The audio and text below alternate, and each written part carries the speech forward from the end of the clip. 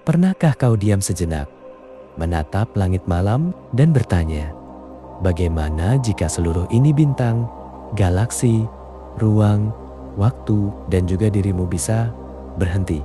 Ada bukan berarti dunia hancur karena ledakan atau bencana, melainkan apa yang terjadi jika kita menyingkirkan cara kita melihat dunia. Pertanyaan ini bukan sekadar soal kosmik. Ini adalah cermin terbesar bagi dirimu sendiri, karena ternyata memahami bagaimana membunuh alam semesta adalah cara paling jujur untuk menemukan siapa dirimu yang sebenarnya. Latar belakang selama ribuan tahun, manusia memandang alam semesta sebagai sesuatu yang ada di luar sana, luas, abadi, dan terlepas dari kita. Namun, abad terakhir mengguncang pandangan itu dari dua sisi. Sains menunjukkan bahwa alam semesta lahir, berubah, dan pasti berakhir. Ia bukan kekal. Filsafat menyadarkan seluruh gambaran yang kita sebut alam semesta hanya bisa ada di dalam batas pengalaman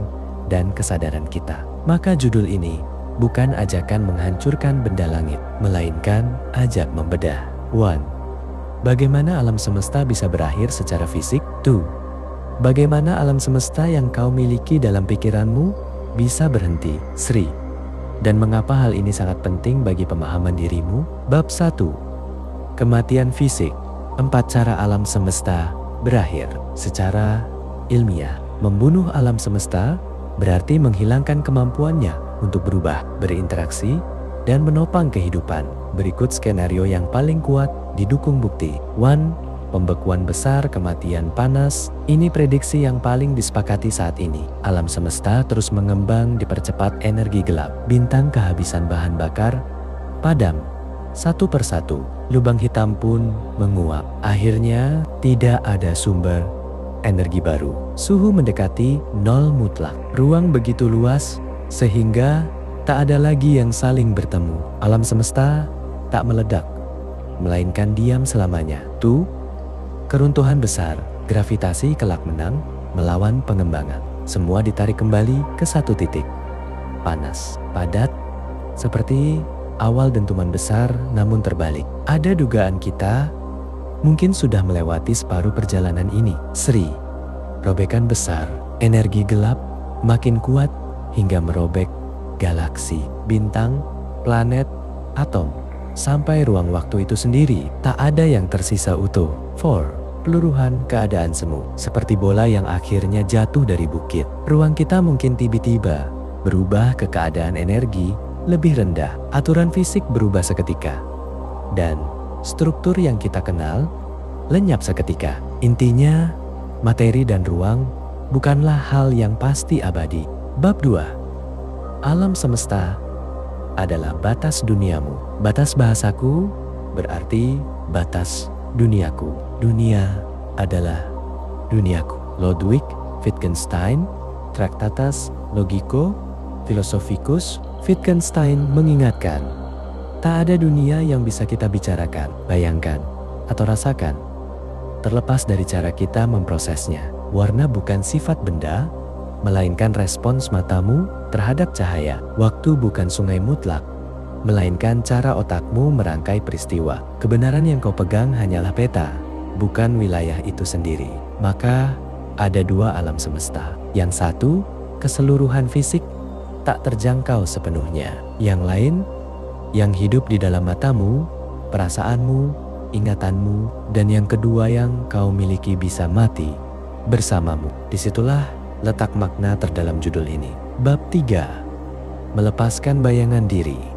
Saat alam semesta palsu mati, Max Turner menegaskan, kita sering memperbudak diri sendiri dengan hal yang kita ciptakan, agama, ideologi, martabat, kebenaran mutlak. Kita jadikan bayangan itu sebagai tuan atas diri kita. Ketika kau berhenti percaya pada hal yang bukan dirimu, kau sebenarnya sedang membunuh alam semesta buatan yang selama ini membebanimu. Menyadari pandangan orang lain bukanlah kenyataan tentangmu. Menyadari aturan yang tak kau pilih bukan hukum alam. Menyadari masa lalu dan masa depan hanyalah bentuk ingatan dan harapan. Ini bukan memusnahkan dunia nyata, melainkan mematikan belenggu yang kau sangka dunia. Hanya dengan begitu, ruang tersisa bagi dirimu yang asli. Bab 4. Pengamat tak terpisah dari yang diamati. Fisika kuantum memberi kejutan. Pengamatan turut membentuk apa yang diamati. Kita tak pernah berdiri di luar panggung. Kita adalah bagian dari pertunjukan. Bayangkan, jika tak ada makhluk yang melihat, apakah ada terang? Apakah ada atas, bawah? Apakah ada sebelum, sesudah? Kesadaranmu bukan sekadar penumpang pasif.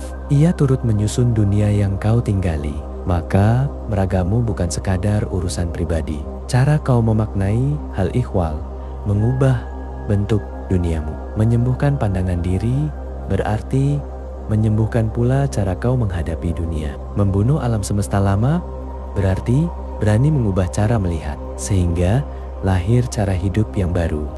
Bab 5. Setelah semuanya lenyap, apa yang tetap ada? Jika fisik bisa berakhir, jika pandangan bisa berubah, lalu apa yang tersisa sebagai pegangan? Bukan nama, bukan peran, bukan pendapat orang lain, melainkan kemampuanmu merasakan, kebebasanmu menanggapi, keterbukaanmu pada apa yang hadir saat ini. Kematian alam semesta baik fisik maupun persepsi bukan akhir makna. Ia justru momen pembersihan. Kita dipaksa berhenti menggantungkan diri pada hal yang pasti berubah dan berani menegakkan diri di atas apa yang tak bisa diambil orang lain. Kau bukan penghuni semesta semata.